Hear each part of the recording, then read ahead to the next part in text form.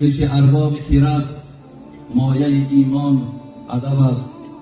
لاجرم پیشه مردان سخندان ادب است.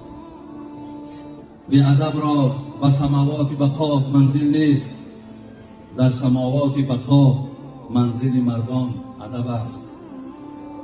آدمی زاده اگر بی ادب است آدم نیست، فرق در بین جسم بنی آدم و حیوان ادب است.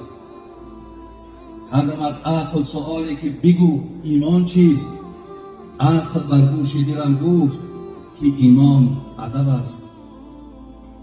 دیده بگشای ببین جمله کلام الله را، آیت آیت همگی معنی قرآن ادب است. گر تو خواهی که قدم بر سر ابلیس نهی، دیده بگشای ببین قاتل شیطان ادب است.